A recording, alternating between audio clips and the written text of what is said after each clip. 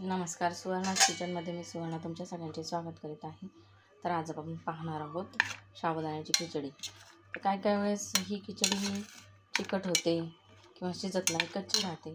तर त्यासाठी आपण आज काही टिप्स आणि ट्रिक्स सांगणार आहे. ते तुम्ही व्हिडिओ शेवटपर्यंत पहा. तर हा साबुदाणा आपण 2 तास आधी भिजवून घेतलेला आहे. तो चांगला आता भिजलेला आहे. पण याच्या शेंगदाण्याचा कूट टाकून घेणार आहे.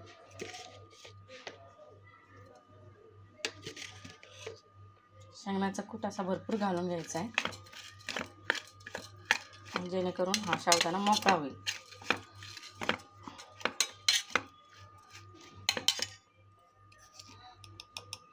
आता हे 1 वाटी साबुदाणा आहे.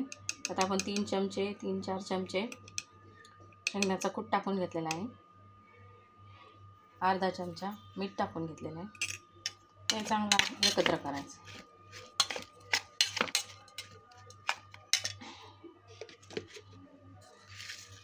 आपण एक कढईत तेल तापायला ठेवलेलं आहे.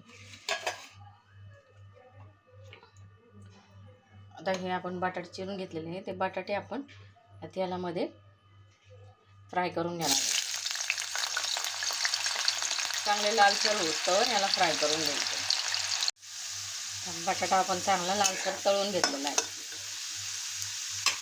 त्यात आपल्याला हिरवी मिरची टाकून घ्यायची, चिरून घेतलेली, ती पण तळून घ्यायची.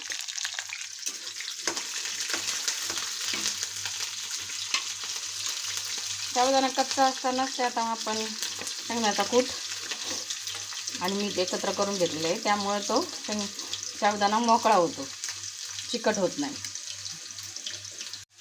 अशा हिरव्या मिरच्या पण आता तळून झाल्यानंतर आपण हे साबुदाण्याचं टाकून घ्यायचं.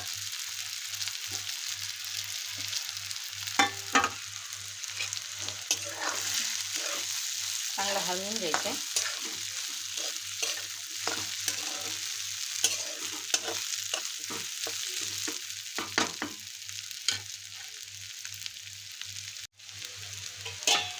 याच्यावर झाकण ठेवून 2-3 वेळा वाफ काढायची.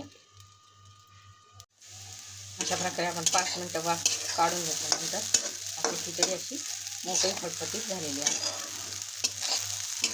आता आपण हे काढून घेऊ. अशा प्रकारे आपली साबुदाण्याची खिचडी तयार झालेली आहे. तुम्हाला ही रेसिपी कशी वाटली ते कमेंटमध्ये नक्की सांगा. व्हिडिओला लाईक, शेअर आणि सबस्क्राईब करायला विसरू नका. बाय.